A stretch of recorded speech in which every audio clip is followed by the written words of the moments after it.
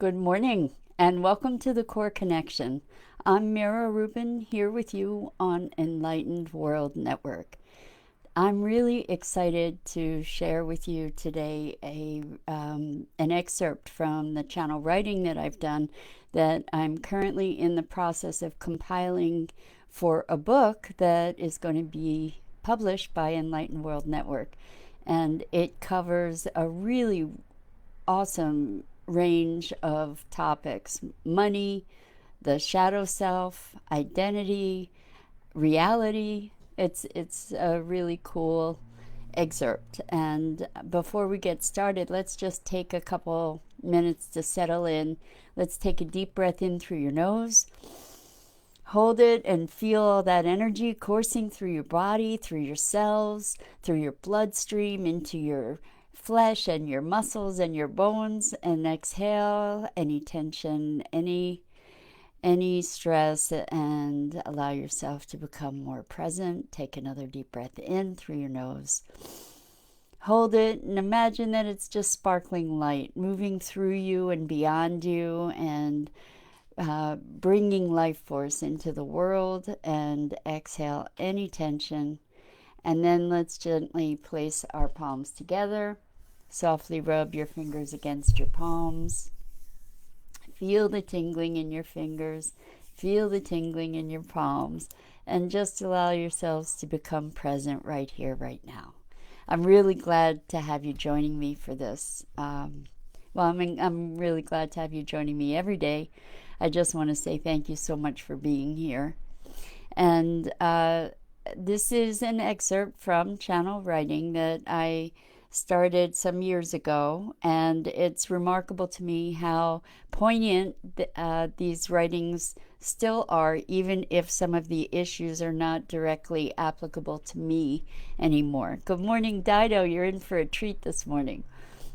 So I'm just going, the way that I did this channeled writing was I would ask a question and then I would just listen and write what came. And we would go back and forth where I'd ask questions and get these informational responses, or, well, you get to judge. So the question I asked was, what will you share today? And the answer: many thoughts fill your head as to the nature of the world you inhabit. These thoughts, more often than not, are an impediment to your awakening rather than a vehicle that will offer you passage. Stilling the mind is a practice that is designed to quiet the conceptualization. Stilling the mind is a step in the intended direction of releasing one from the oppression of the conceptual overlay which shapes perception. The stilling of the mind is not necessarily the most accessible practice in a culture focused on the mental, the activities of the intellect, the universe of the mind. To transcend the boundaries, the limits of the cognitive orientation to the mundane material perception, the mind must be redirected. In this culture, the mind may be used as a powerful tool to access a new perception, a truer perception. This process begins by asking the right questions, by redirecting focus. And here are some questions that were recommended.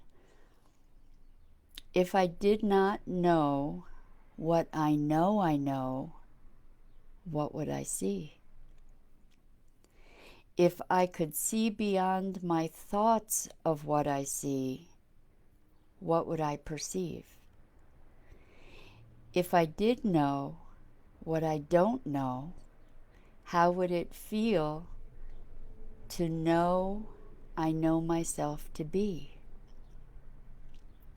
If I could see beyond the veils of my conditioned perceptions, what would I see? And then we get counsel about how to most appropriately use these questions. Rather than generating a reasoned response to these questions, Ask them with the intent and expectation of generating an experiential answer. Ask them until the perception expands. Ask them as a meditation. And so then the same session I go on to say, please tell me of the upheaval and immobilization I've felt lately.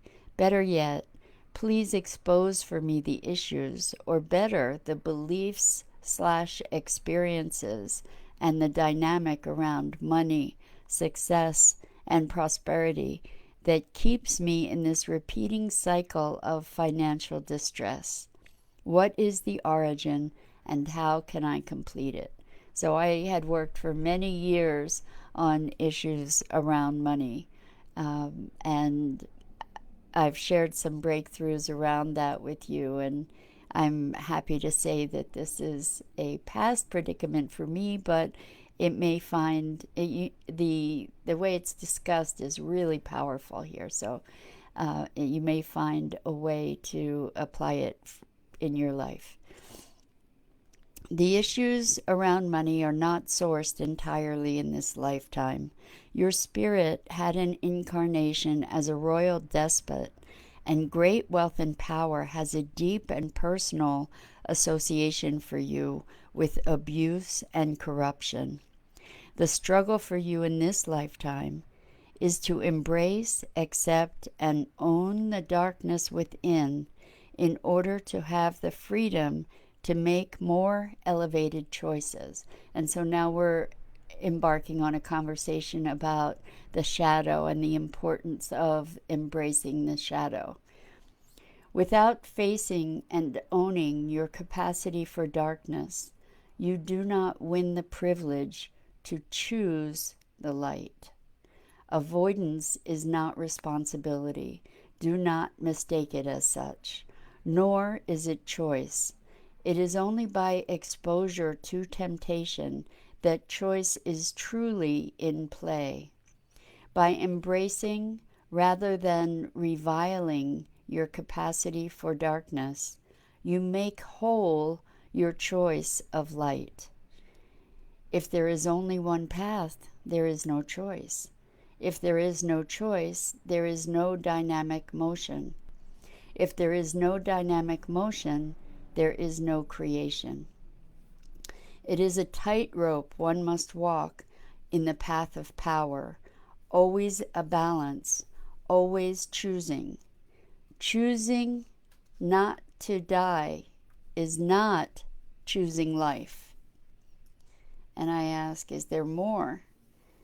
And I'm asking for help in clearing the issues around money and abundance. This is one of many veils you are moving through, and quickly. The money issue with you is linked to power and its misdirection and abuse. It is also due to false associations of money to excess and superficiality. Money is energy, connecting directly to the inclination for evil within. You will enable your true freedom to choose to do good. Money will amplify that ability. By truly embracing the darkness, you will no longer be driven by the unconscious need to suppress it that drives you to create such extremes of financial desperation. Light trumps dark. Embrace the darkness, and you will have the gift of being able to truly choose the light. The suppression and denial of that darkness has held you prisoner to it. By trying to repress it, you have given it power to rule you. Shine the light on it, expose it, and you will free yourself of the fear of it, and consequently the whole hold it has on you despite your best intentions. And then I say, is there more? This seems to be a dangerous path. The path is treacherous and demands constant vigilance. By suggesting that you embrace your darkness, there is no suggestion that you act on it, simply that you bring it to light in a literal way. Shine light upon it. End the denial and choose. Choose to see it for what it is, without guilt, without condemnation, and choose right action. The inclinations are only that, until put into action. Use awareness of the darkness to enrich your choice of the light. The evil is the evil of disconnection, the dissociation from love. The evil is the sense of isolation that allows for action that love could never allow. The choice in the face of this evil is love, nothing other.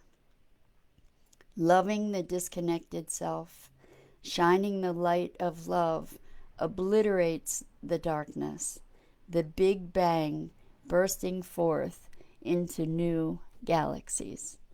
And that's it. And there's so much packed into that, right? So maybe we can take a minute to unpack it a bit. Let's take a look. So first, we started off with the notion of stilling the mind. And part of that was that the thoughts that we have about the nature of the world were impediments to the experience of the truth of the nature of the world.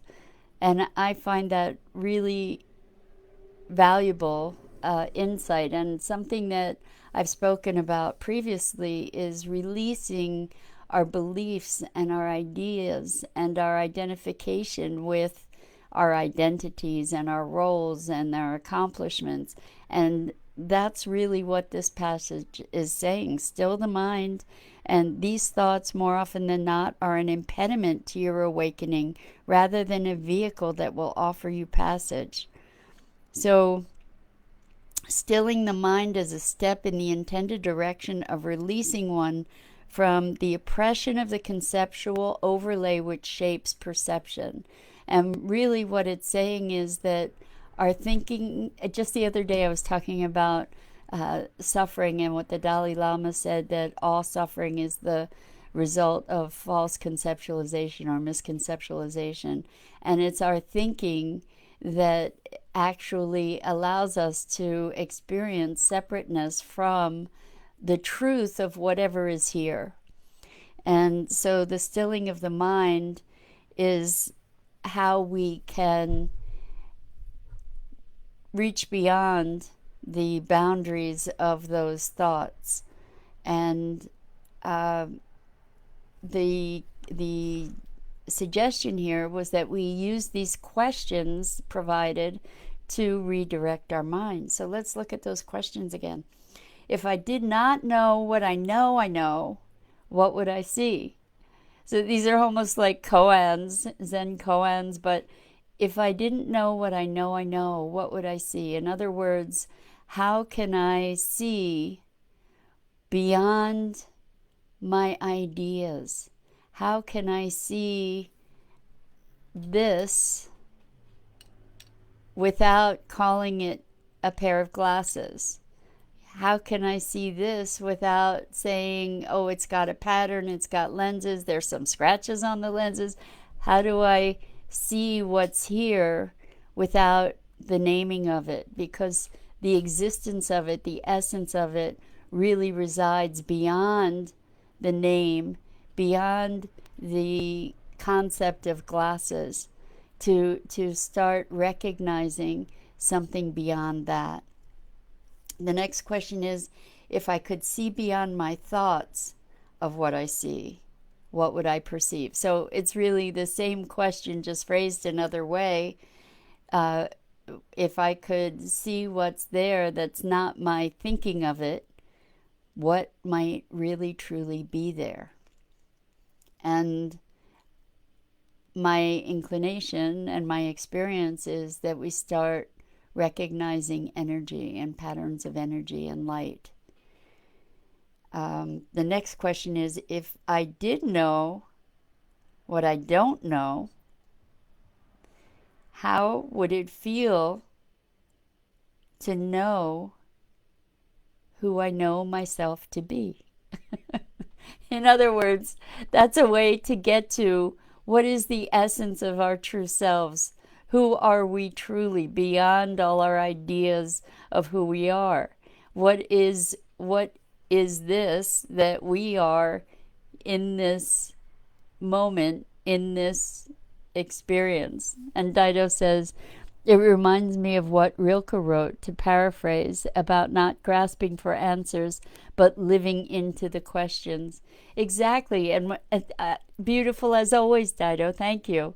And what I have been talking about a lot is really just releasing our ideas, releasing the holding that we have to our goals and our beliefs and our identities, to be able to actually presence ourselves. I talk a lot about being present, to presence ourselves to the experience of life itself, that we ultimately are an expression of the impulse of life expressing itself in the world in this marvelous cosmic dance.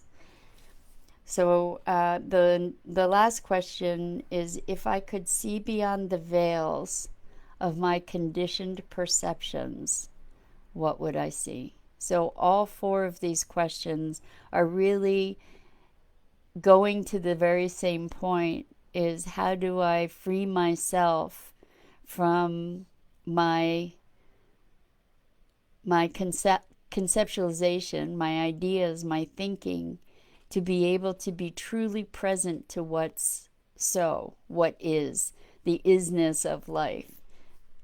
So then the caution around those questions is, meditate with them. Don't think about them. Don't come up with an answer.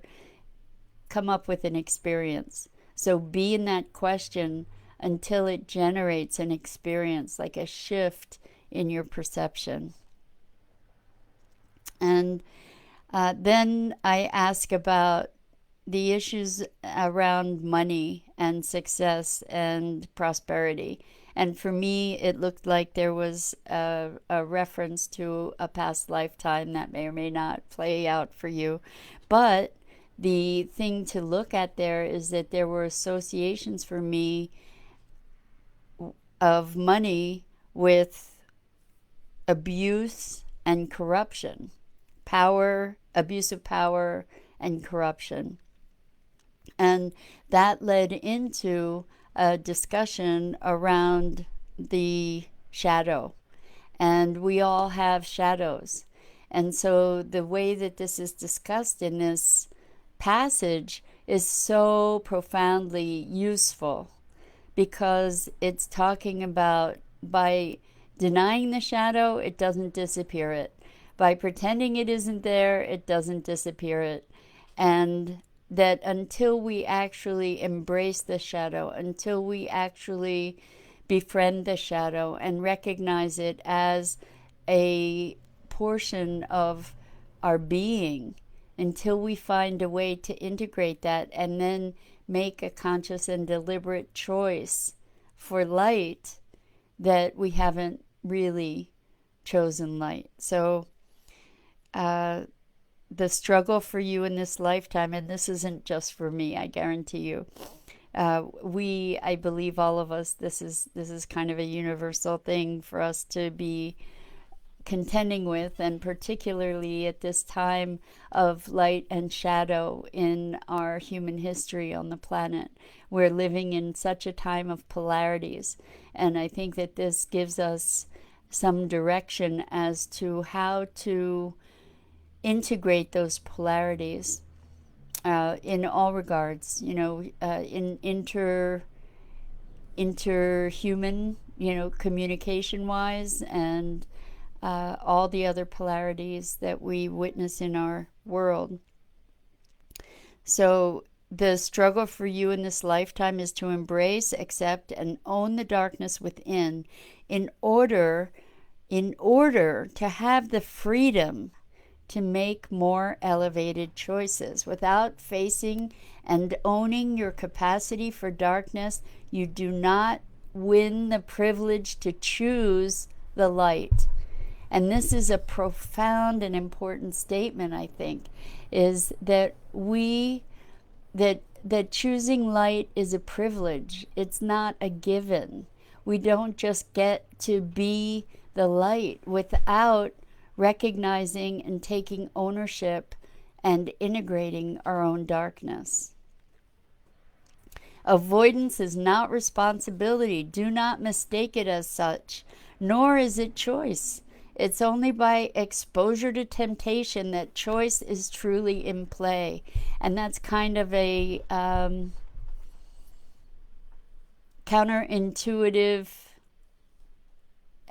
discussion there, is to present ourselves with temptation, to pose the challenge, to then give ourselves the opportunity to truly choose, and then thereby to truly own and embrace the light. By embracing rather than reviling your capacity for darkness, you make whole your choice of light. If there's only one path, there is no choice. If there's no choice, and this is really interesting too, if there's no choice, there's no dynamic motion. And if there's no dynamic motion, there's no creation. So in order to be creators, we get to generate the dynamism that is the polarity that we then have the mandate and the freedom to choose within. It's a tightrope one must walk in the path of power, always a balance, always choosing. And then the sentence, choosing not to die is not choosing life. So this is also really poignant for this moment in time, where we can say choosing not to die is not choosing life. So survival is not living. And we get to look at what our options are right now in this world for life. And we are going to be confronted with more and more opportunities for restriction and constraint. And we get to look at what kind of life are we willing to live. And this has been a conversation that I've had previously with you. And so choosing not to die is not choosing life. And so then let's see. Just want to go.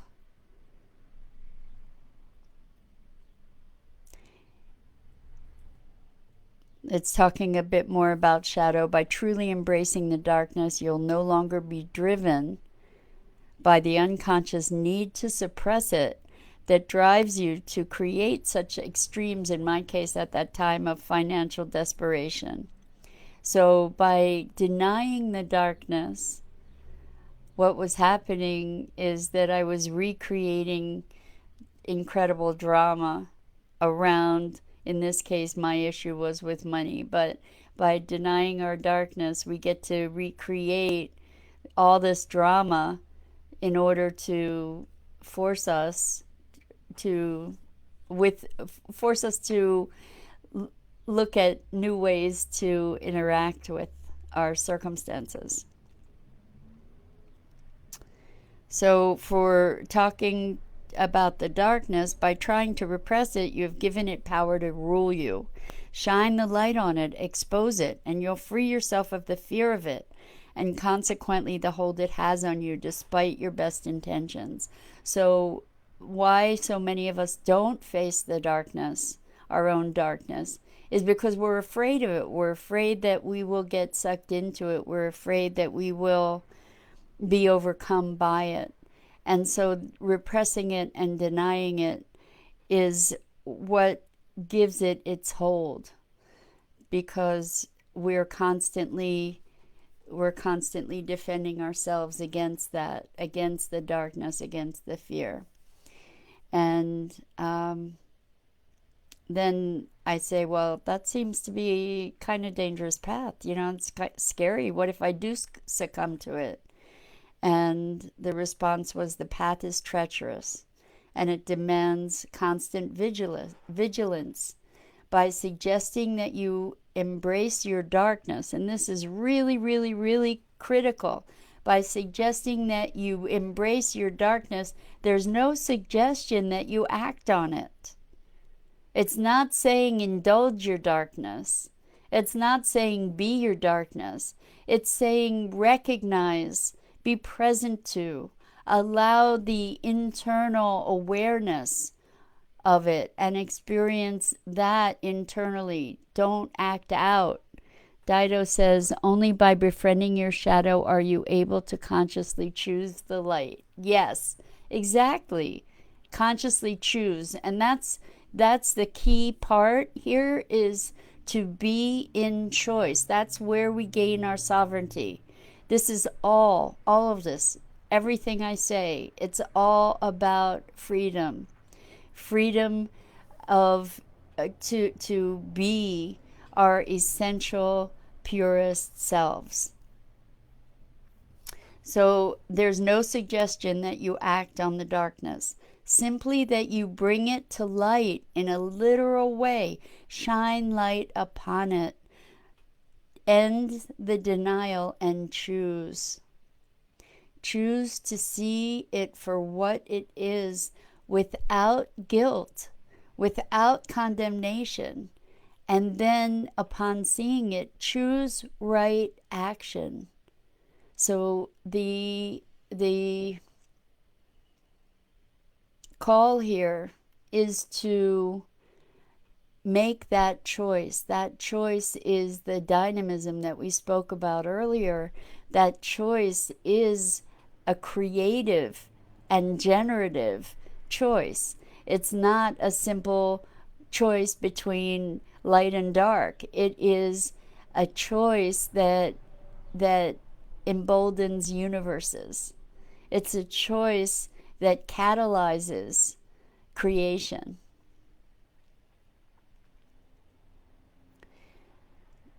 The inclinations are only that. They're only inclinations until you put them into action. So you don't need to fear them, as they're only inclinations. Use awareness of the darkness to enrich your choice of the light. The evil is the evil of disconnection. And this is something that is really, really poignant and really relevant for this moment in our human evolution, in this moment of upheaval that we're all experiencing. The evil that we see in the world on all levels. This is something that I thought about for years, trying to understand the nature of evil and if there were evil forces. And what I recognized is that the true evil is disconnection. And the thing that allows us to perpetuate evils in the world is our dissociation and our disconnection from other beings in compassion. And with that disconnection, we can perpetrate all kinds of atrocities.